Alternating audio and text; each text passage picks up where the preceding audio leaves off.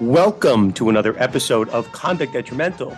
Three-headed monster this week, Dan Lust, Stephanie Weissenberger, and Professor Tony Iliakostas. Guys, it's been a minute. It has been a minute. It's good to get the gang back together again. I was just about to say that too. The gang is back and we are ready to go. You guys are going to laugh. You know, I think the three of us have done an episode maybe once or twice together. You guys know I joined a new firm maybe like 3 months ago at this point. So when I joined, they did like an internal announcement and they're like, Dan Lust joins us. He was at X firm. He, lives in Westchester. He's got 2 little girls and he hosts a podcast. And they said the name of the podcast, Conduct Detrimental. And I'm like, great. My coworkers are going to be listening to my podcast, which I don't know. I guess, a lot of people I don't know listen to the podcast, which is great. But someone knocked on my door and they're like, by the way, I listened to an episode. I'm like, oh, which episode? And they're like, you guys were talking about like this whole fish cheating saga and a WWE wrestler getting a tattoo. And I'm like, the Stephanie and Tony episode. I'm like, and then I listened to another episode and I sense that your episodes are not always that fun. And I'm like, that is correct. So that's why you had to bring Tony and I back. That's why it's our quarterly episode. Bring you guys back on. This is, sports law is not always fun. Sometimes the topics are very serious and we have to talk about them very seriously, but other times we get a little bit of a lull in the calendar and we can create an episode about some fun topics. Okay.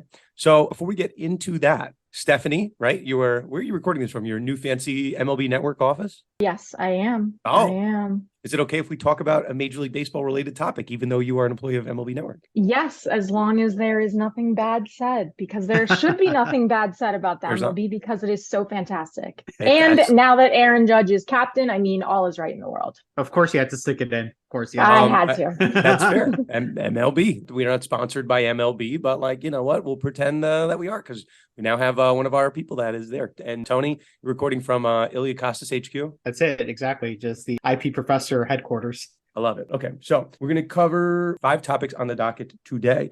So first, the story we were planning to cover, then it kind of blew up on our radars. That is the Carlos Correa signing with the Giants, and then just kidding, signing with the Mets for over $300 million. They talk about kind of medical disclosures. We'll get into that. I am a lifelong Giants fan, and Tony, you are a Mets fan. Stephanie, you're just like a generic Rob Lowe wearing like a MLB Network logo hat fan. Yankees. Okay. Now, you gotta like all teams when you work for MLB. We're going to talk about an interesting saga over in the WWE with now former wrestler Mandy Rose, a saga with a kind of OnlyFans-esque site called Fan Time. Very interesting independent contractor analysis. An interesting case, maybe a brewing case involving MSG, facial recognition and not allowing certain fans into an arena. I think that is an interesting one. The Phoenix Suns kind of ending a saga. We talked about Robert Sarver having to potentially sell the team. The team is now tentatively sold. And then Tony will talk about a Fox Sports infringement case. So got a lot. We're going to cross the map here. I think all relatively fun stories. Okay, before we get started, a reminder, our podcast is sponsored by Themis Bar Review, top bar prep company in the entire galaxy. You might be thinking, Dan, it's December 21st, 2022. Why are we talking about the bar? The bar's not going to happen for a couple months.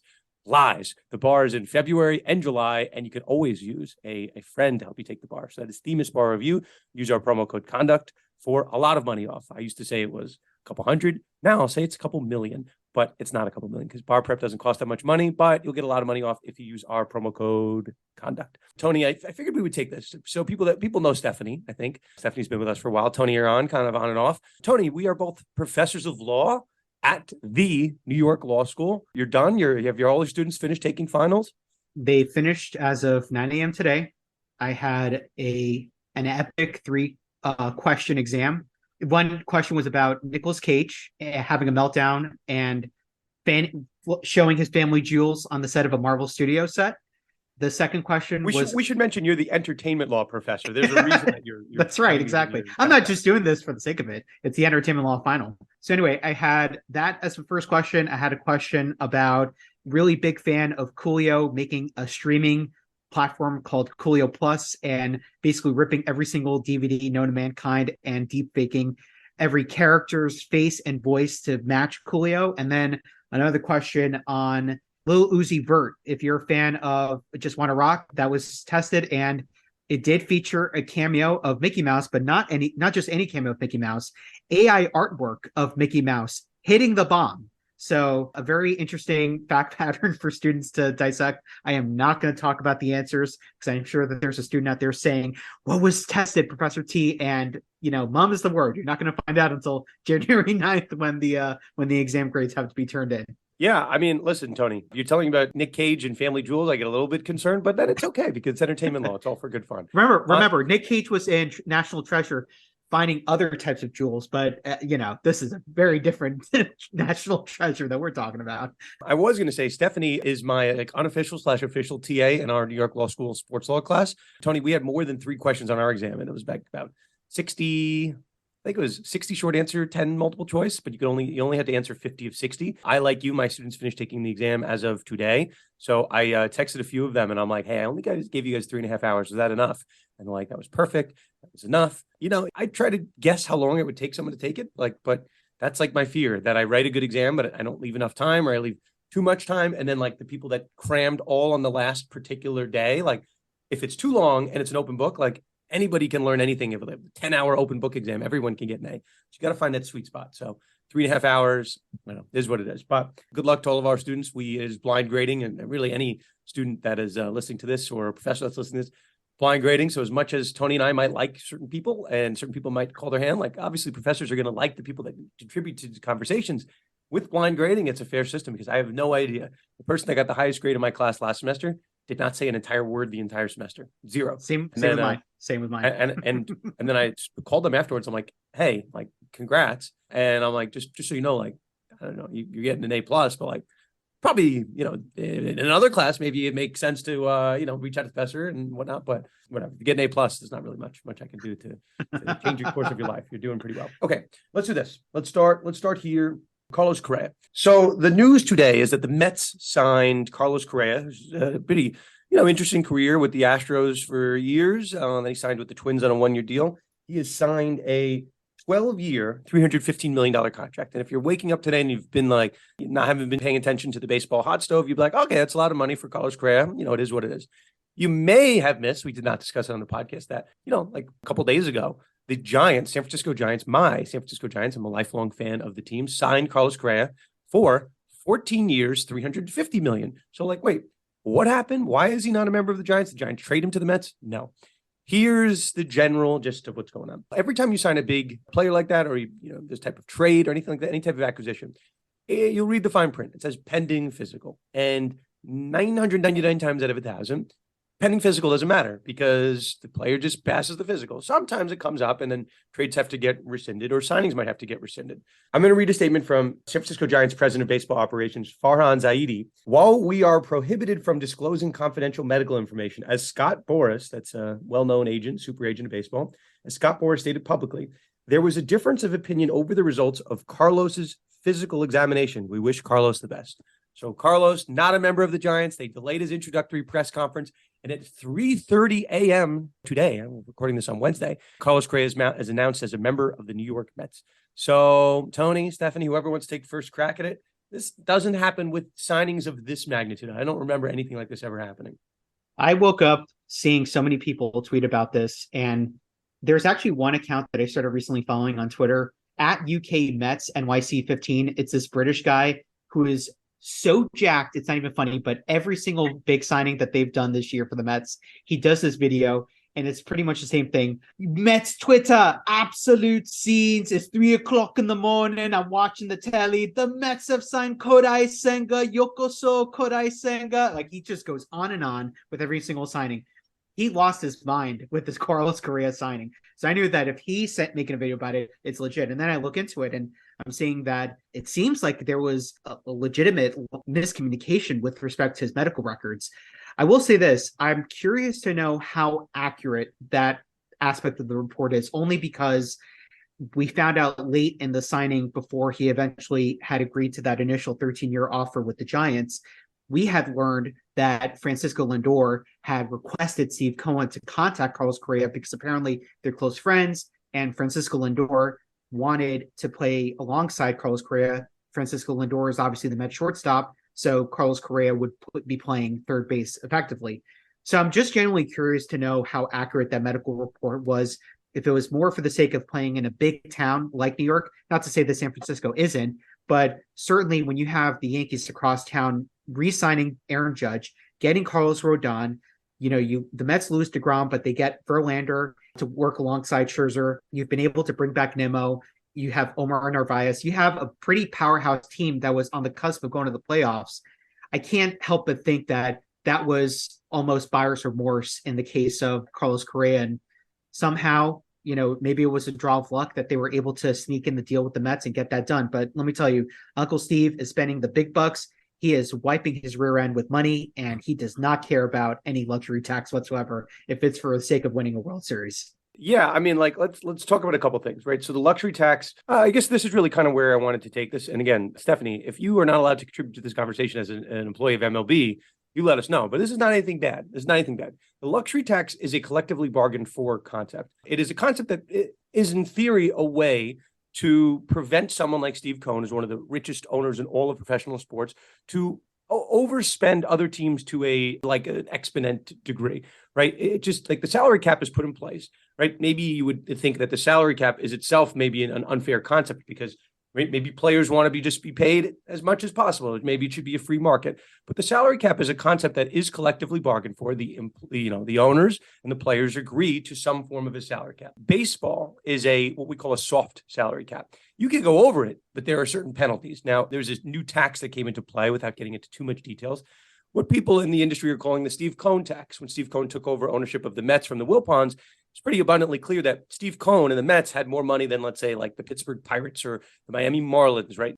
And they wanted to create some form of competitive balance. So everyone agreed to this.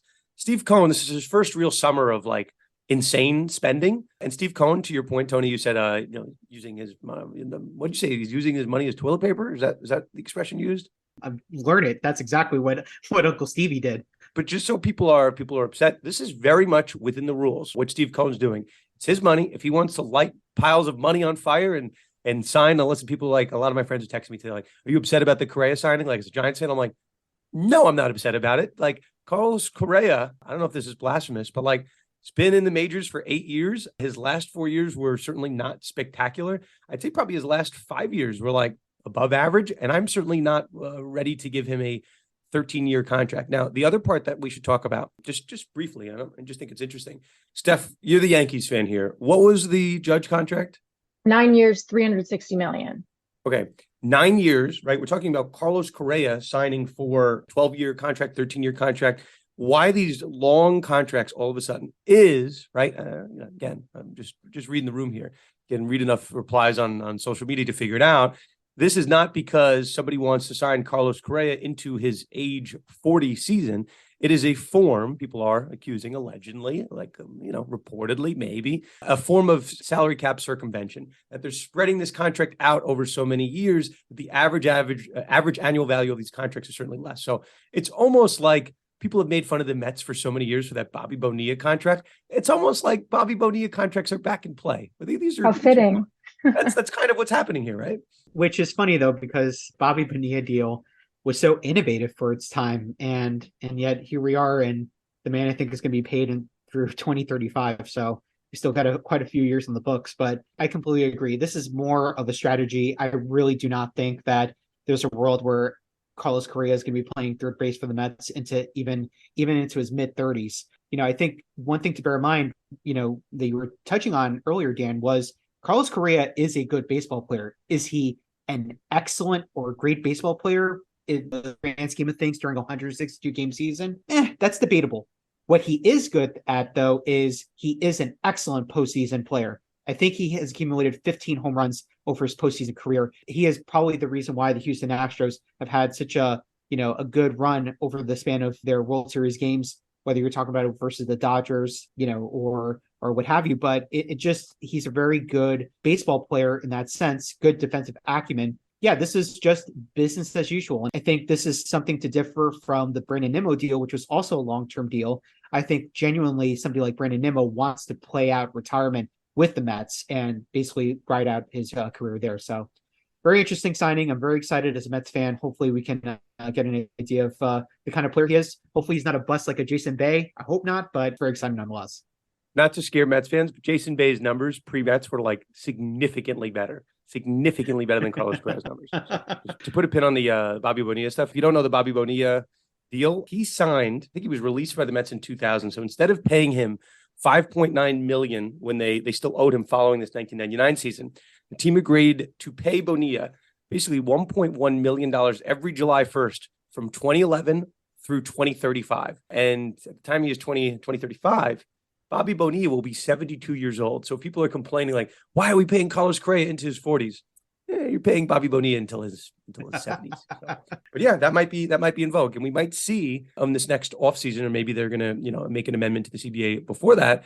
Hey, is this okay what the Mets are doing? Is this okay that Steve Cohen is blowing through the luxury tax? So just want to point things out. Sometimes we analyze the issue, sometimes we issue spot for you. So this is not a normal offseason in terms of spend. Some of that's being driven by Steve Cohen. Tony, I'll disagree with you on one thing. What is Carlos Correa good at? He's just pretty good at timing. It's pretty good at when he became a free agent. He became a free agent in the summer of Cohen. Cohen wants to spend a lot of money. So I don't know. I don't have anything else to add on that, but it's a big enough story. People are paying attention. It's a lot of money being spent. This is a podcast that supports, we support all the stories. And this is a story that seems to be very good for players and for particular owners that have big pockets. I'm not sure if it's so good for owners that don't have big pockets, but we hit all the issues. Let's go to story number 2. This is an interesting one. I'm not sure many people are paying attention to it. You guys know I'm secretly, maybe potentially a closet wrestling fan, but when stories in the wrestling world get put on the front page of newspapers, I'm like, okay, we can now talk about wrestling out in the open. Mandy Rose is now a former WWE star. She has been, I want to say, reportedly let go from the company. I think as of today, WWE has not confirmed it, but directly, but other entities have, and those entities usually are not wrong. So Mandy Rose is a woman superstar within the company. Let's just say this. There was I think we talked about this maybe in an episode about a year ago, but Vince McMahon, who then was running the company, put out a kind of a message to all employees that I don't want you making money from third-party sources. So be it Twitch, use your imagination as to what it could be. We want to run all of these through the channel that is WWE. We don't want you taking side marketing deals. And I guess the implication was that these deals could be cannibalistic of WWE's own enterprise. So they wanted to keep those deals all in-house. Now, is it that wrong what Vince McMahon said? Like, Steph, if your employer said that, like, I think you'd understand it, right? Like you have social media policies. Tony, same thing with you over at ABC. You're their rights and clearances manager. Tony, new promotion. What's your new fancy title? So my new title is senior manager of rights and clearances. Senior manager. And there we go. Congrats. Very big congrats, Tony. And my law firm, if any one of our entities, our employers told us that, like, yeah, we'd have to listen to them or else we'd probably lose our jobs. Now, the question is for Mandy Rose. Mandy Rose is not an employee of WWE. She is an independent contractor. There is no wrestlers union. It's just a series of collective independent contractors. Now, we've certainly talked about this concept on our show before. What is an independent contractor? It's someone that's supposed to be like, they're kind of like work for hire. They're like a freelancer. They're a plumber. They're like someone that works on like your toilets, pops in for a day, right? They're not someone that you're supposed to be able to control with that level of, those level of mechanisms and restrictions. So, WWE kind of gets away with it because there's no union, but and there's also up until recently, there's really no true competitor to WWE. There's another entity called AEW, which is getting closer, not quite at WWE level. So if you don't want to listen to Vince McMahon, who now is no longer with the company, if you don't want to listen to Vince, he'll let you go. And there's really there's nowhere else to go. So you kind of might want to listen to Vince. Now, this is where the story kind of takes us. Mandy Rose maybe didn't listen to that ultimatum and was posting content to a site that's akin to OnlyFans. It's a site called Fan Time. So, she's obviously of age. You can post stuff like that. But if you post stuff like that, you might be worried about your job, especially if your boss previously gave an ultimatum and said, don't do stuff like that. So the reporting and the rumors out there is that at some point her content somewhat crossed a line and she was given an ultimatum again by the company. Hey, listen, you're going to have to stop doing that or else. And again, reportedly, Mandy kept doing it. Mandy, again, now reportedly is no longer with the company. So that's where we're at as of today. Steph, Tony, I will turn it to you. I think the story is very fascinating. Could there be a potential litigation for WWE? Could there be potential exposure there? I think the story is very interesting here. Yeah, no, I completely agree. It's an interesting story in terms of the independent contractor versus employee, because it seems like obviously the WWE is clearly trying to take the reins over their independent contractors, I guess is what we have to call them, even though they may not be, social media platforms and what they're doing publicly in the face of the brand of the WWE. But one interesting point about the timing of Rose's release is that She actually had been the women's NXT champion, which is one of the WWE's developmental leagues, for over 400 days. And then suddenly on December 13th, just last week, she lost the title. And the very next day is when the WWE actually fired her. So I'm kind of curious as to when Rose really started using this fan time platform, when they gave her that second warning, I guess, and whether she was really released because of her presence on fan time, or whether she was released because she no longer was holding the title and they may not need her for the purposes of the company as much anymore because someone else was now holding the title. So I think that was kind of just an interesting point for sure in this whole debacle. But again, it's hard to say whether or not they're actually considered independent contractors, because based on some of the statements by the then CEO and now CEO, it really does provide some context as to the level of direction and control that they have, at least with respect to social media platforms and the publicity side of things. I think you pretty much hit the nail right on the head, Steph. I think one other thing that we should also consider is I'd be very curious to know what the employment agreement was between WWE and Mandy Rose. And I only mention that because this is actually pretty much public knowledge. When you have wrestlers joining, they sign employment agreements where basically they agree that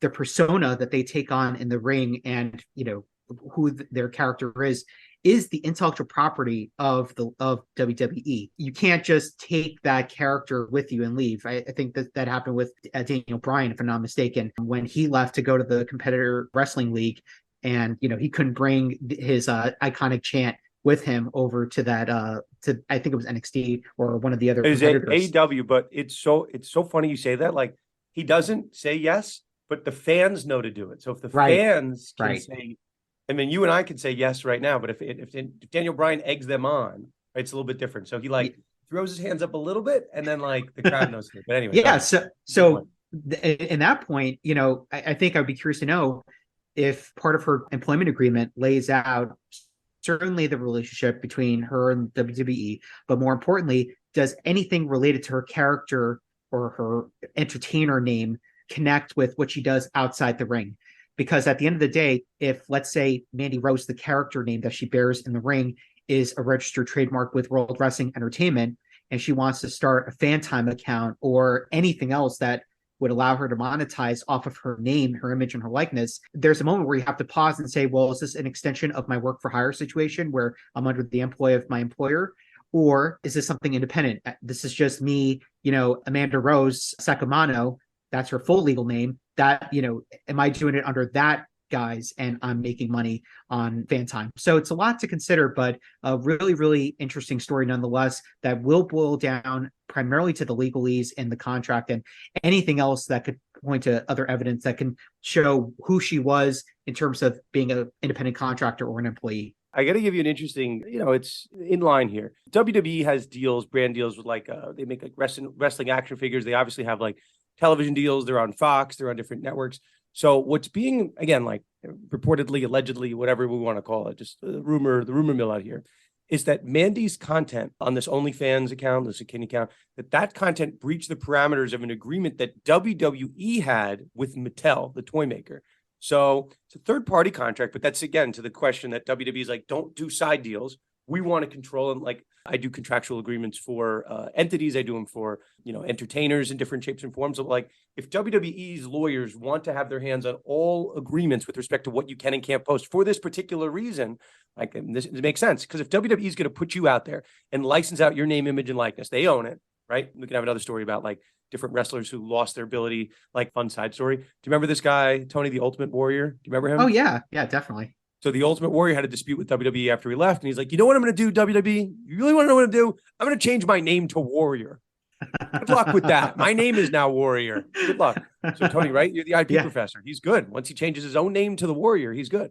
That's it. Exactly. And it's like I said, you can go look this up. If you just type in WWE wrestler employment agreements, everything is redacted. But for whatever reason, the one clauses that remain are all the ones about IP, their stage name, their trademarks and characters that the WWE retains. That is, I think, the smoking gun here, the MacGuffin of this whole story. Yeah, but and to that point, and we'll get back to the Mandy stuff, but I think I think to that point, what WWE does, and I've heard WWE brass explain it on different shows, but they're basically saying like, we're investing in you. We want to, put our heart and soul into you to build you up. That's why when people come to WWE, 99% of the time they'll change their name to something. So like people know who The Undertaker is, right? Tony, you know The Undertaker, you're not a big wrestling guy. I'm sure you don't know his real name, right? I know his real name. No, His real name is Mark. His real name is Mark Calloway, but the WWE protecting Undertaker kind of limits his mobility. I mean, people know who he is at this point, but same concept. So, but yeah, I mean, that's the rumor here that Mattel, a contract that WWE had with Mattel, is basically, listen, if we're making kids' toys for people, we can't have one of your, superstars being like posting on OnlyFans content. And it seems like she was given some. Anyway, but here's the fun kind of prologue to the story. Okay, so she gets fired. People might feel bad for her, like, oh, it's not fair and whatever. The story that's coming out today, WWE's, I guess wrestlers have agents, their own particular agents.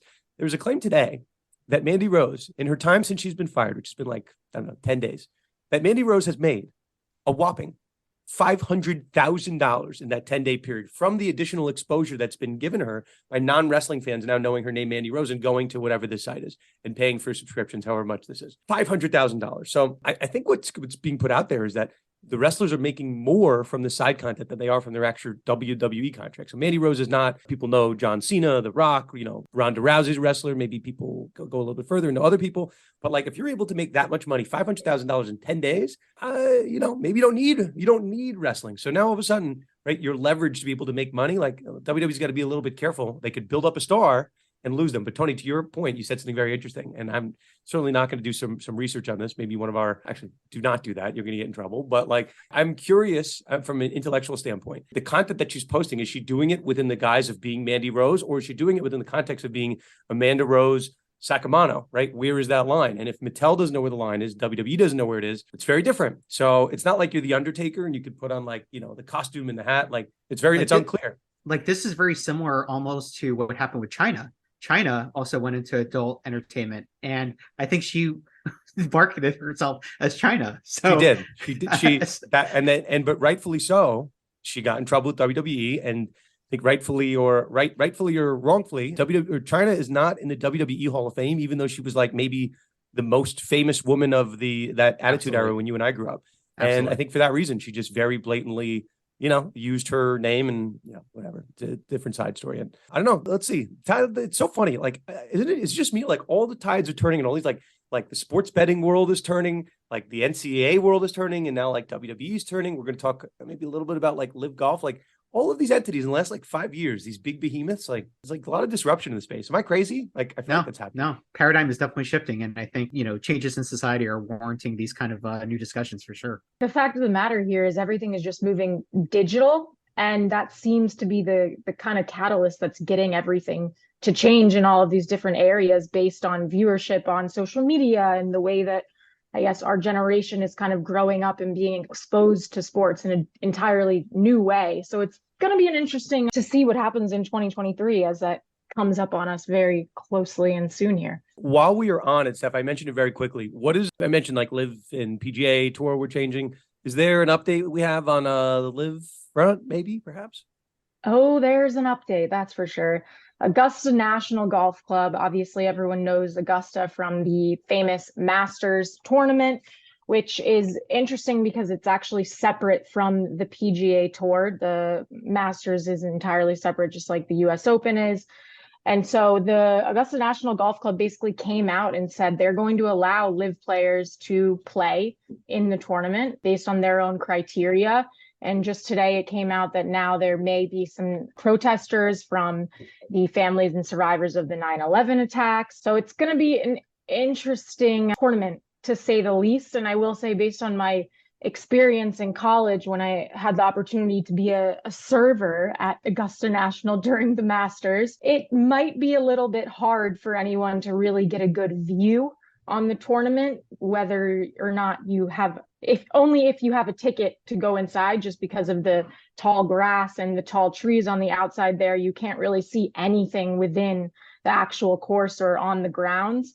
But, it's going to be interesting to see what happens there and whether or not Augusta National rescinds their decision to allow the Live players to compete. That remains to be seen. But as of now, they are allowed to compete. So I guess good luck to them and good luck to the rest of the field. Interesting. I mean, we talked about this. Obviously, John Nucci was on the show. We had a couple of golf episodes. We're like, it's not that big of a deal if the PGA Tour and Live separate, because how many, like, I don't know, I'm not going to call anybody out, but like I watch some random PGA Tour events, like very randomly, but I certainly watch all of the, all of the majors. So if the Live golfers were not allowed to play in the majors, like that's a game changer. But if they're allowed to play in the majors, like I don't think casual golf fans are going to realize that people are gone. So a good update on that front. And again, it's more disruption to the market, and probably it's good for PGA Tour golfers, those that didn't affect. They're obviously making more money. Live golfers are making more money. So can we be that upset if people are making more money on both sides? Obviously, we probably people listening to this and us as well. Like, is it kind of weird about the whole like Saudi Arabia connection and money being put over there and golfers refusing to answer questions about where the money comes from for Live? Like, yes, it's a little strange, but I don't know. The result is that everyone's getting paid more money for their profession. So, all power to sports fans. Okay, let's do this one quick. Speaking of kind of things changing, interesting, maybe tech side. Steph, I'm happy, we were talking offline that this came up in casual conversation with friends. It came up in conversation with my friends as well. So, okay, we talk about, kind of emerging issues in sports. This is kind of an emerging issue in tech, but there's a fun law connection. So this podcast is not sponsored by the entity I'm about to say. Do either you guys have Clear? I've used Clear actually for Comic-Con. Yes. Do you have Clear? I'm not actively using it, but I've used it before. Okay, Steph, Clear? I used to have Clear, but now I switch over to TSA PreCheck. Okay, I have never used Clear. I think the concept of like scanning my like face and my retinas, like get access to things, is kind of bizarre. It's creepy. Creepy, right? But sometimes you might be at a venue that scans your face and your retina without you even knowing about it. That is where we find ourselves. Story to talk about here is an interesting, dispute now brewing between MSG, Madison Square Garden, and people that MSG doesn't like. Okay, so here's the story. There's an attorney by the name of Kelly Conlan. She was on a trip to New York City with a Girl Scout trip of some sort. And they went to Radio City Music Hall to see a Christmas spectacular show. So everyone, I guess, is going through the metal detectors. Everyone's good to go. And then like a loudspeaker's like scarf, long hair, grabber. And public enemy number one, basically. Yeah. And I think they'll have, she goes, it was pretty simultaneous, I think, to me, going through the metal detectors that I heard over at intercom. I heard them say, woman with long dark hair and a gray scarf. That's a quote from her. So she gets pulled out of line, and according to her, she says that they knew her name. They knew what firm she worked at. And I guess she's being told that she's at a firm that is involved in litigation against an entity that MSG owns. So she thought it was weird. She makes some type of public comment, and MSG responds, and they somewhat acknowledge this. They write, quote, this is from an MSG spokesperson. MSG instituted a straightforward policy that precludes attorneys pursuing active litigation against the company from attending events at our venues until that litigation has been resolved. While we understand this policy is disappointing to some, we cannot ignore the fact that litigation creates an inherently adverse environment. All impacted attorneys were notified of the policy, including the firm that she's at, which was notified twice. So, okay, before we get further, what about this policy? If you sue MSG, you're not even suing them. If you're an attorney at a firm that sues an MSG entity, you can no longer go to Knicks games, the Christmas Spectacular, Rangers games, Monster Truck Rally, the Harlem Globetrotters. You can't go to anything. Like, is that fair, team? Not at all. I mean, I'm just thinking of like that trending TikTok sound. I'm petty. Yeah, I'm petty. P-E to the T-T-Y. This is so petty, everybody. I mean, like, first off, you're definitely going to make these types of people, like these attorneys that like Kelly Conlan, a Nets fan, instantaneously. Number one, they're going to go jump ship to go to Barclays. But number two, I mean, like if that's not discriminatory behavior, then I don't know what is. What a bizarre policy. And I mean, I can understand kind of the intent behind it, but I mean, she's not there as an attorney. She's there as a consumer paying money to go see an event. So to me, it's kind of like a no-brainer. You're depriving a consumer of access to a luxury that they're, paying for. Very, very bizarre, though. I completely agree with that sentiment, especially because we forgot to leave out she was a mom who was taking her daughter and other Girl Scouts on a Girl Scout field trip. How wholesome could you get Literally, how wholesome. Girl Related Scout. question. Were you a Girl Scout, Steph? I was a Girl Scout, not to the top level, but I was a Daisy and a Brownie. But another point too, which I was reading about earlier, is one of the partners at the firm where this mom works then kind of came out and basically is made a statement that kind of challenges MSG's license with the state liquor I authority. I saw that. Because the liquor authority basically requires MSG to admit members of the public unless there are people who would be disruptive, who constitute a security threat. So how is this mom constituting a security threat? She's literally chaperoning a Girl Scout field trip with her daughter and her daughter's friends and other moms. Everyone else got to go in. She had to wait outside. I mean, clearly she didn't disrupt anything outside, so I wouldn't say that she was a security threat. So I think it's very interesting, and whether or not there's going to be anything that comes out of this, we'll see. But I think there might be able to be something happen here. There's an expression that we use when we're dealing with like discovery items in litigation. If you say someone's request is overbroad, you could say like the request is it's too much, too all encompassing. You would say it's overbroad and unduly burdensome.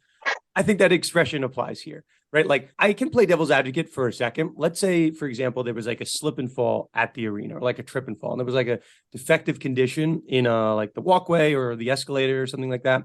Like if an attorney bought a ticket to a Knicks game to like look at that defective condition and like basically conduct like a site inspection without the other side, like that's not really allowed. But like if it's a condition that relates to being at the arena, this seems to be a lawsuit against a restaurant. Like she wasn't at the place where that involves the litigation. And also we should mention, right? Like, okay, so that's number one. Could I say that MSG maybe shouldn't allow attorneys to come to the venue where they're suing for something that's occurring at the venue? Like maybe, or like an employment related dispute. And like, maybe you're trying to come in to talk to the ushers or talk to like the security people and like conduct, ex parte, like witness interviews. Like, yeah, that doesn't sound fair. But like this alleged lawsuit here that's involved is like a restaurant that has nothing to do. I don't think it's actually at MSG. That's number one. But how about the fact that like, I don't know, I'm at a law firm, like I see conflicts checks coming in all day. It's like, hey, does anybody know anyone like that's affiliated with this party or this party? Because law firms have to run conflicts checks. So you're not like representing two sides of an equation, or maybe you've done previous work for one entity and now you're adverse to them. Like there's all these internal checks in place. Now you might have to run like a conflict check just to be like, hey, I'd like to go to games at MSG, so I'd rather you not bring them in as a client. Like that's crazy. Like it's kind of throwing the model on its head. It's just a very interesting dynamic for sure. And I'm actually want to go back to something you said earlier about, attorneys kind of going to a stadium or an arena to scout out the scene, kind of like do their own de facto discovery. I think like in the same vein, what's to say that, let's say a fan has a slip and fall at a stadium, but they want to go back to the stadium for just pure pleasure and enjoyment.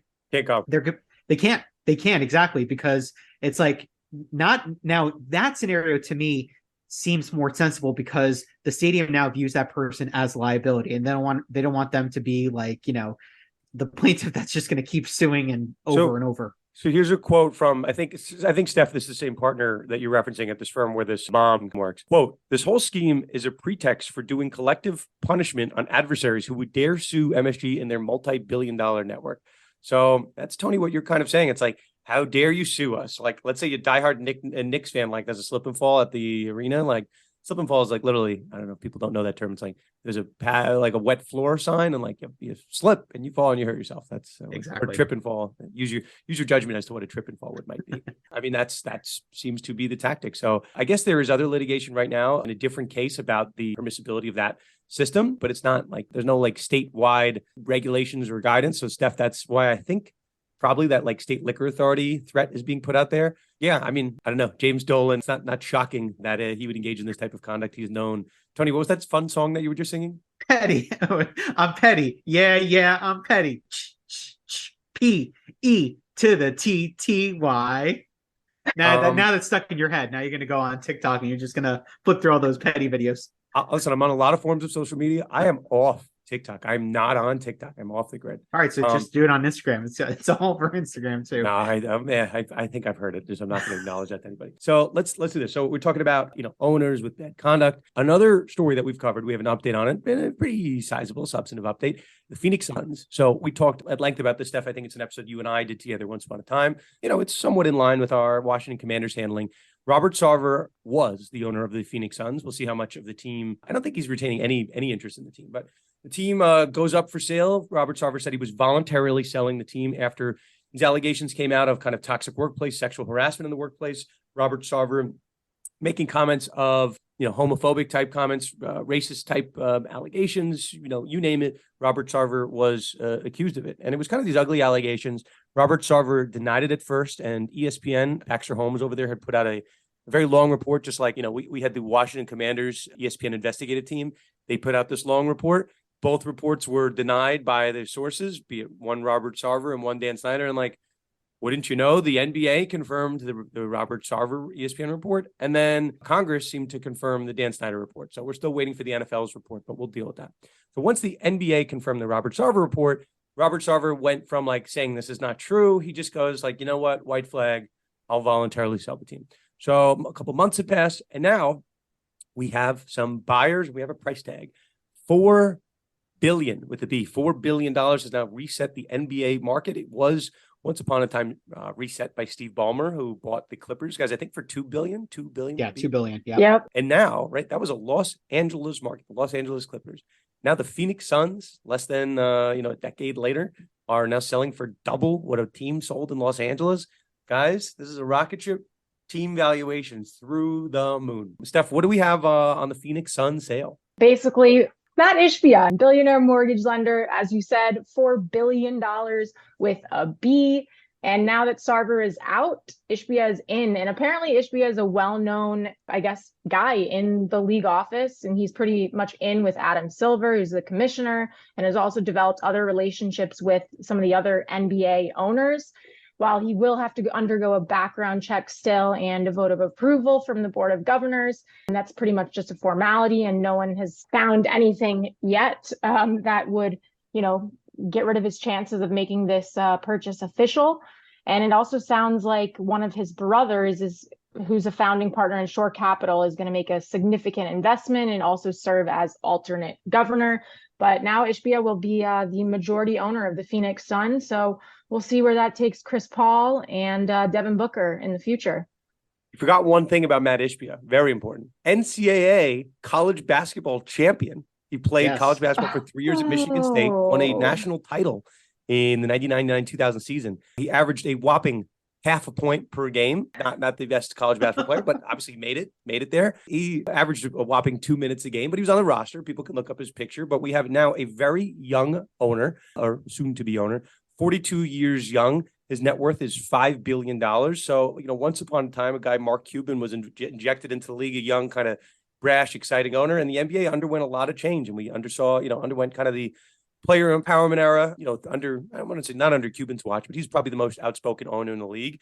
And it was a guy, Mark Cuban, who kind of put his personal wealth into the Dallas Mavericks training facility. And really, Steph, not a friend, I'd say probably someone maybe on a first name basis, Mark Lazary, who's someone you spoke to through, he's a New York Law School alum, part owner of the Milwaukee Bucks, majority owner. But, 20 years later, Lazary is now owner of the team and puts his own personal wealth into the stadium. So that wasn't a thing really that big before Cuban. So now we have a guy, Matt Ishbia, in his 40s. He's worth $5 billion, the 500th richest person in the world. And he's now investing, I think he probably, he's investing a large portion of his personal wealth into buying this team. So that's what people are doing nowadays. They're putting money into their team. So I think it's very interesting. And I guess this will kind of pivot to our Dan Snyder stuff. It's for the life of me, I don't understand why Dan Snyder, does he enjoy being under the public microscope of just zeroing in on his life? If Dan Snyder sold the team tomorrow, it's an NFL team. They'd get more than $4 billion. It's an NFL team versus an NBA team. The DC market, I think, maybe it's right on par with Phoenix. I think it's a little bit bigger than Phoenix. Steph, is DC a bigger market, objectively than Phoenix?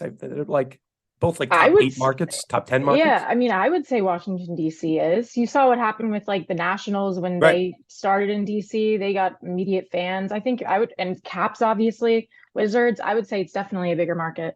So like Dan Snyder can wave the white flag. He's going to get more than $4 billion, $7 billion, $8 billion, $6 billion. I have no idea why someone, when we understand the sports market, the sports, team valuation market, why someone would continue to fight Congress and fight so brazenly when there's like literally, again, I'll say it again, a pot of gold waiting on the other end of the rainbow. Like, I don't quite understand it.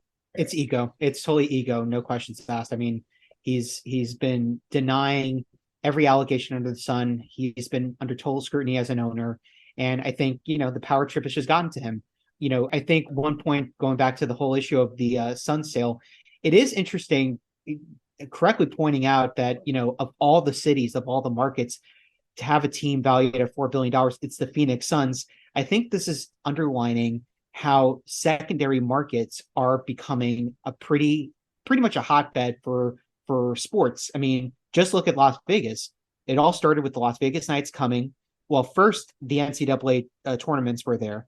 Then I would say the rise of the Las Vegas Golden Knights, and then the inclusion of the Las Vegas Raiders, the relocation from the Oakland to there.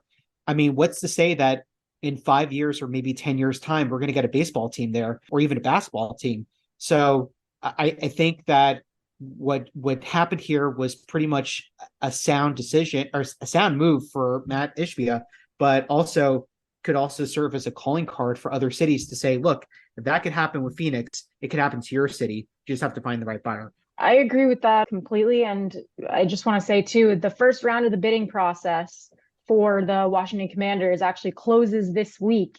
And it seems like league sources are estimating that the full franchise would sell between 5.5 and 6.5 billion. Wow. So definitely more than the Suns, but I guess we'll see what happens. Any predictions? Does anyone have any predictions on who's going to take who's it? not going to buy the Bezos? team?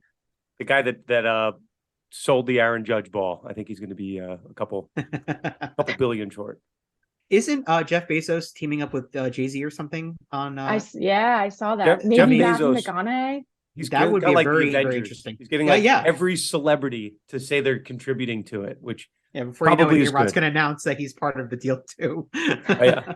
But I think the moral of the story is like, people, maybe it was different pre-social media, but like now that fans do have a voice and you can really just put it directly out on Twitter and you could get a movement behind it, and you can't be kind of like at the mercy of like a newspaper picking up your story or something like that, or local news. Like, you just go straight to Twitter and people can hear it. So, these stories, like the ESPN story, hit the way it did, Snyder stuff and the Phoenix Sun stuff, because fans took it and ran with it, retweeted it, and the league office saw that and partners started to pull out. So, in this day and age, again, for better or for worse, fans do have a direct voice, and the NBA, NFL, these leagues are hearing it. So Sarver is out because of some good reporting, but also because of the fans' reaction to that. So I think it's definitely important. Let's do one final topic. Tony, you're the IP professor. I asked if there's any interesting stories on your radar, and you came back with one that I have not heard of at all. So I will let you explain it as only you can, Tony. This, I have to give credit to a sports law legend himself, Mike McCann, for reporting on this, but a very interesting patent infringement lawsuit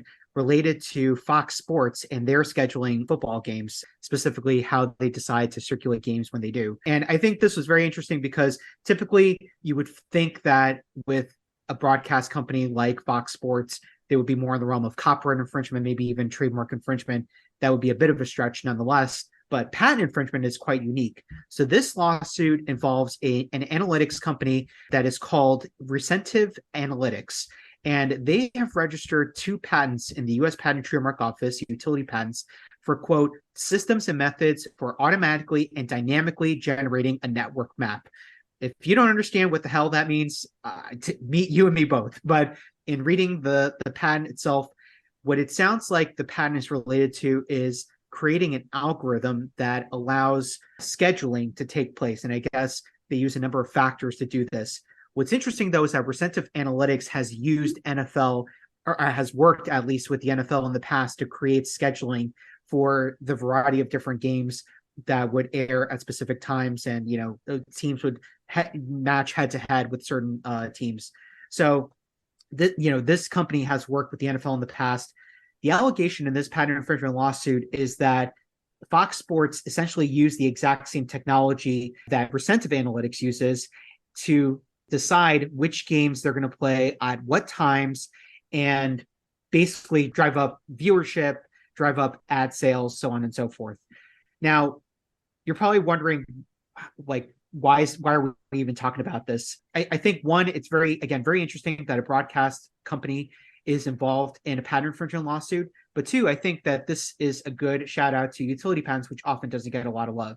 So just so everybody knows, utility patents can cover inventions, algorithms, systems, methods, anything of that sort that meet the four requirements of patentability: patentable subject matter, usefulness, novelty, and non-obviousness. It goes through a rigorous process through the U.S. Patent and Trademark Office before you even get a patent grant.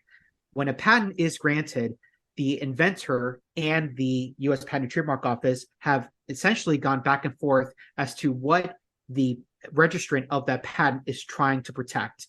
They want exclusivity to certain things related to that invention. And that exclusivity is what are called claims.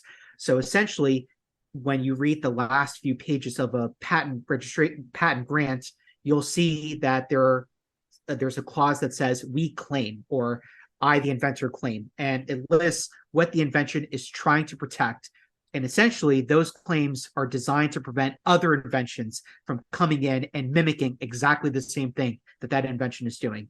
So it's interesting because the whole premise of a patent infringement lawsuit is that the infringer is violating one of those claims. So very interesting lawsuit. We don't have any answer yet from Fox Sports. They have made a comment that they're reviewing the lawsuit in real time, but this was only filed about more or less 3 weeks ago. So this might be a very interesting utility patent infringement lawsuit as we head into 2023. Yeah, I think it's also interesting too when you think of like software agreements and the certain terms that perhaps they had to agree to prior in a deal that basically says like you're not allowed to circumvent or try and take apart any sort of the proprietary code underneath the system, which seemingly sounds like they may or may not have done. So it's definitely an interesting case to follow, and just goes to show that you got to make sure you have all those key provisions in your contracts, people.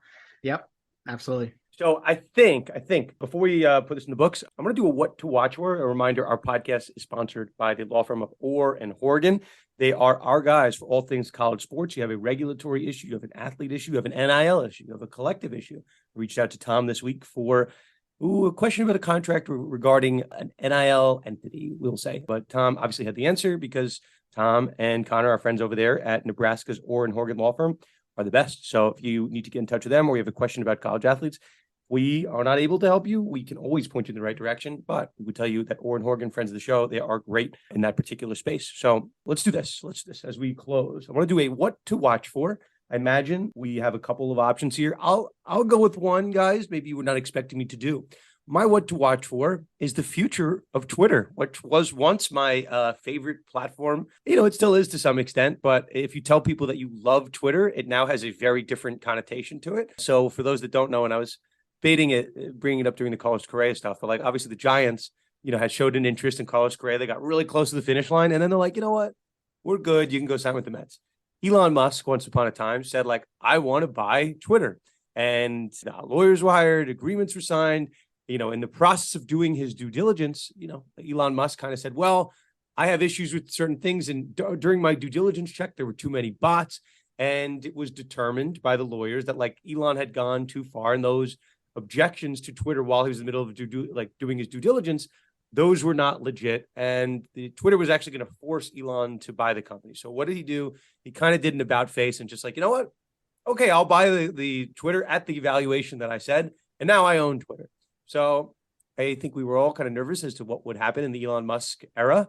And let's just say it has not started off well. I think people are very concerned that the platform might not exist. Elon, again, not a political podcast, just pointing things out. He said, this is going to be a platform for freedom of speech. And again, not to talk about anything political. All of a sudden, when reporters' accounts start to be banned from the platform, that makes me think that maybe there is not freedom of speech on the platform. And again, no requirement that there's freedom of speech because it is a private entity. We've always said that. It's not a public forum. But I'm a little concerned. Twitter is the place where I got my sports law start, and I generally get all my news from. And now I'm concerned that Twitter might not exist, in 5 years, or there's going to be a new form of Twitter. So I guess this is my what to watch for, but it's nothing Well, you have short-term. two options. You can join Mastodon like a lot of people, or you could join the accolades of someone like myself and do lip sync videos to sports law and on TikTok. On TikTok. Get yourself back on TikTok. Although that's a breach of being, that's on the verge of being banned potentially too in the US. Can we ask, well, actually, we should do this. We're the legal show, obviously. Twitter put out a release this week, and Stephanie and I were talking about it through our conduct stuff. I use something called Linktree on my Instagram and my Twitter, and Linktree is a way to click on it. And you could see the other stuff. Here's my Instagram account, my LinkedIn, the podcast links, whatever. So just a very helpful thing, because you can only put one link in your bio, but Linktree is smart and they let you link to other stuff. So I guess people were making it a habit of posting hey, if Twitter ends tomorrow, here's my other social media handles on other accounts. Here's my Mastodon account, which we're not on. I'm not on Mastodon. Tony, are you on Mastodon? No. Okay, but too many social media accounts. But people were advertising other accounts using their Twitter accounts. So I think understandably, Twitter, Elon's yeah, that's not going to happen. So they put out a memo like all these things, if you post these, you're going to be kicked off of Twitter. And one of them was Linktree. So Linktree was all upset, and they sent out an email. I saw it. I'm whatever. So Twitter walks that back, but now all of a sudden there's a lot more things you can't do on Twitter that I don't think people expected in the Elon era. So that's where we're at. I don't know if I'm going to be joining Mastodon. It doesn't sound that fun. Saber-toothed tiger. we should make a new social media account. Steph, what to watch for? After the Salt Bay incident at the World Cup final this past weekend, I'm very curious to see what other sports final games Salt Bay will be creepily popping up on the field, trying to touch the trophy, trying to get a picture with the star of the team. That'll be interesting to see. But I mean, if you haven't seen it, basically after an unbelievable World Cup final match between Argentina and France, Argentina obviously won. Messi got that World Cup title. And somehow Salt Bay made his way onto the field, and he basically was just following Messi around, trying to get a photo with him. It seemed like at first Messi had no idea who he was. That video is surfacing on the internet. Then Salt Bay somehow actually was able to hold the World Cup trophy, which I've come to find is in violation of a very, very strict FIFA rule, where only former winners and heads of the state are allowed to actually touch the World Cup trophy. And seemingly Salt Bay is now banned from the US Open Cup. It was just announced on Twitter. So, I have a funny feeling that Salt Bay will no longer be making his way onto any future World Cup fields, whether or not the next one is taking place across the United States or not. He definitely will not be on the field. And judging by the backlash from this sports league, I would say that he won't be making it on the field for the NFL Super Bowl, perhaps the NBA Finals, the Masters. I can't see Salt Bay anywhere else, and I certainly cannot afford to go to his restaurant. So those of you out there that have had the privilege, congratulations to you, because I just cannot fathom spending enough money on steak. He's going to dry age way more than his dry age steaks, which are so janky. I'm one of those people that's gone to the restaurant. Okay. Just gone downhill. Okay. We should say for a second, because I posted this, we were having fun, and Stephanie, I was not aware up until the point that you said that there was an actual FIFA rule. I was under the impression this was an unwritten rule, don't touch the Stanley Cup. You're telling me that FIFA memorialized this rule into an actual book? Yeah, it's a huge rule apparently, and they take it very seriously. I guess when it transferred from its home in Zurich, handlers, they have to wear gloves so they don't fall foul of the rule. And I guess people had noticed that as the trophy was taken out from the Louis Vuitton briefcase, that only Iker Casillas, I'm probably not pronouncing his name correctly, was able to handle the trophy because he was a former winner. So it's a very strict rule in FIFA that obviously Salt Bay is not a former winner or a head of state. So he was not one of the privileged people that are allowed to touch it. So he broke it. I will say, I know who Salt Bay is. If people don't, I posted this on LinkedIn and all social. I was saying he should motion to ban him from all sporting events for eternity, which sounds like is happening. So I'll take some credit for that. But if people don't know who Salt Bay is, which some people were saying in my replies, he's the guy. If you don't know who he is, you definitely seen the video. He's the guy that sprinkles salt on steak, like very. It's a bounce off the elbow, and he slices the steak while wearing sunglasses, even if it's indoors and it's dim. He's just like viral steak guy that puts salt on steak. I don't know why people care about him, but he's Turkish. He's not Argentinian. And if you watch the videos, players look kind of odd. He's not wearing gloves, not doing anything like this. And he's not just touching it. He's pulling it away, pulling it out of players' hands. So it is an odd one. But yes, Steph, that's a great one. I'm looking forward to Salt Bae being banned from all sporting events for eternity and potentially shot onto the moon. That would be great. Get rid of Salt Bae forever. Okay, Tony, send us home. You're what to watch for. So I have to say, it's winter break. If you went through the law school finals torture season and you're trying to have some downtime, I got you hooked. You must watch, if you have not watched it, The White Lotus. And we already just wrapped up the second season. First season was, I believe, from last year. But the common denominator between the first season and the second season is that it's about this hotel chain called the White Lotus. It's set in different locations. Season 1 was based in Maui, if I'm not mistaken. Season 2 was in Sicily. And an exceptional cast, just exceptional writing from HBO, bar none, probably some of the best writing you'll ever see from an HBO show. And it's essentially a redefined version of a whodunit, where each season starts with the ending, where somebody dies, and you're trying to figure out who died. And as the story progresses, episode by episode, you draw certain conclusions, and you think, oh yeah, definitely, this is, in the realm of likelihood, this person died. And then something drastic changes in the episode, and oh my God, it's this person that actually died, so on and so forth. So just honestly, if you have not watched that show, it is so good. Jennifer Coolidge is a star. Steph, I know that you're a big White Lotus fan. I want to talk about a spoiler for season 3, but I feel like we should not necessarily do that because I don't want to create a disservice for our listeners. But let's just put it this way. Season 3 is going to be pretty dope. Am I right? Season 2 is going to be hard to top, but I'm very confident in Mike White's abilities. If anyone is having any hesitation on watching The White Lotus, I'm going to give you the real reason why. Mike White actually also wrote the classic, the legendary School of Rock. There you go. So if that doesn't make you White want to Lotus, watch it, School of Rock, and he plays quarterback for the Jets. This guy, Mike White. Okay, on that note, we will probably have one more episode to finish out the year. We are convening for a year-end episode to talk about some of the biggest stories of the year. We'll try to bring on a couple people for that. Should be out some point next week. Before we put this episode in the books, big thank you to Steph and Tony. Guys, anything to add before we put this officially in the books? Just, I think we've got a nice lineup of different stories to close out 2022, and as we usher in 2023, I think it's going to be a really fun ride to see how sports law continues to progress. Oh yeah, I'm looking forward to everything that's going to happen in 2023. Happy holidays, happy new year. Crazy time is flying by. And that's about it. Okay, so we will end here. We have a little bit of business to do before we get out. We do it each and every week. We head over to the Bettor Edge segment with Conlan Farrell. Conlan, you keep winning. You keep winning and winning and winning. So Charlie Sheen, baby. Relax, winner, Conlan, Mr. 10-3-1. We have said that the Bettor Edge guys are very happy that you keep having these winning picks. And in honor of your winning ways, we are bringing on Greg Kajewski, one of the co-founders of Bettor Edge, been on with us before. Greg, welcome back to Conic Detrimental. Thanks for having me. What do you think about Conlan, 10-3-1? You think he's cheating? I think he's cheating. I love it. I mean, he's putting his picks out here every week. He's winning. We love to see winners on our platform. So congrats, man. Here's my favorite thing. Like, if Conlan wasn't winning on the Bettor Edge platform, right? Bettor Edge, we talk about it each and every week.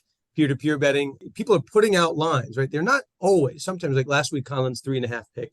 I was making fun of him. I'm like, you just gave out the real line. You gave out the -3.5. Conlan winning pick on the Bengals. Yep. But like most of these lines are like kind of adjusted lines. They're supposed to be in favor of one side or another.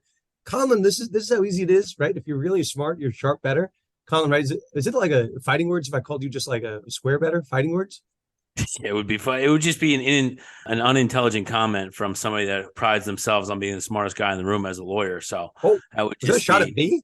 Listen, you take a shot at yourself. Again, I wouldn't have to do much talking. My record speaks for itself.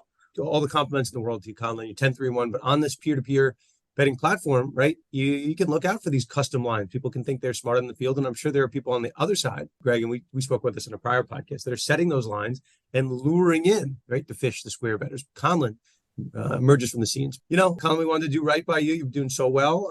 So Greg is here to bear witness to these picks and now to be a true witness, right? This is a sports law podcast, a witness that we are coming out of these picks ahead of time, right? Because Conlan, you're winning at an obscene rate. So Conlan, congrats on the Bengals pick last week. Thank Greg, you. You're going to give us a future as we're getting out. Conlan, where do your winning ways take us for this week's pick? We're going to go down to Kansas City. We're going to get the Kansas City Chiefs playing host to Seattle. Kansas City, a really shocker last week, 2 touchdown favorites against the Texans and just didn't show up to play, decided they can walk in and win. We all know that's not how the NFL works. So let's see. This is my classic Andy Reid bounce back game. Let me show you. I'm still the sharpest mind. Like, I'm the sharpest mind on this podcast. Andy Reid's going to come out and show he's the sharpest offensive mind still in the NFL today. And he's going to have that Kansas City Chiefs team poised to make a statement. Look, they still are playing second fiddle to the Buffalo Bills in the AFC at this point, in my eyes. They want to come out and be a definitive win at home against the Seattle Seahawks team, who's kind of trending in the wrong direction come playoff time right now. They've lost a couple. Pete Carroll, again, they're trying to find answers. Geno Smith was like lightning in a barrel,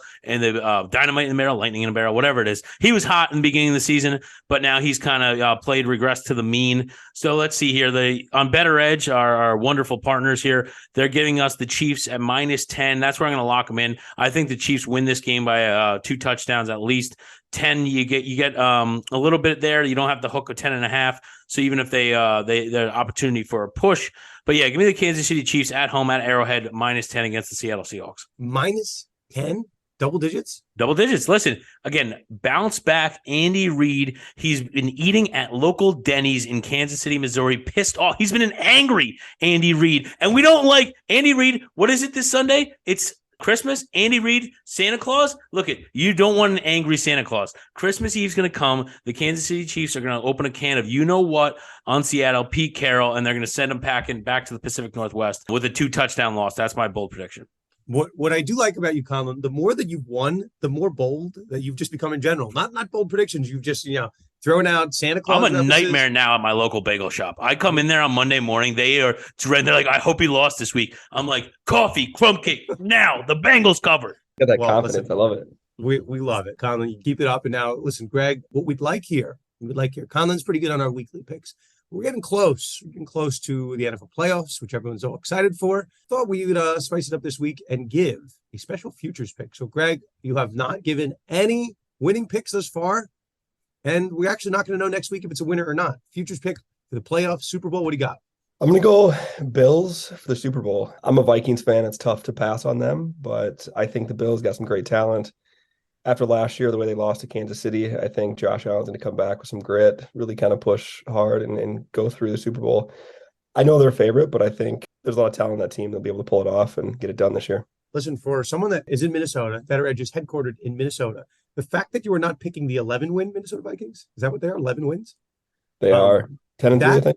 Oh, yeah, 11-3, coming off these miraculous wins. I think they've won more one-possession games than any team in NFL history to this point in the season. It is very telling that a resident Minnesotan, is it Minnesotan? Is that how to it is, yeah. Is not picking the Minnesota Vikings. You're picking an AFC team. I mean, that's kind of blasphemous, Greg. When you're a fan for 20 to 30 years, you learn we always let down in the playoffs at some point. And there's 1998, 2008, all those years where we missed field goals, and it gets to you. So you gotta have a second team to go after as well. What I think you were doing, honestly, and I'm going to accuse you of it right here. No problem doing this. I think this is what we call in the biz the reverse jinx. I don't think you are picking them because you want the Minnesota to win. I think that's exactly what you're doing. You have to yes or no? Yes or no, Mr. Kajewski? You have to hedge your emotions a little bit. You can't have it all in one spot. Mr. Kajewski, that was not a yes or no. That was not an answer to my question. But you're not on the hot seat. And if we were having a real deposition, we'd have some fun. So those are the picks. We have the Chiefs -10, and we have the Buffalo Bills to win. I'll also tell people right now too. We're going to go prop. Take the all New York Rookie of the Year ticket with Garrett Wilson and Sauce Gardner right now. At the beginning of the season, you could have gotten that for $10, would have bought you a house.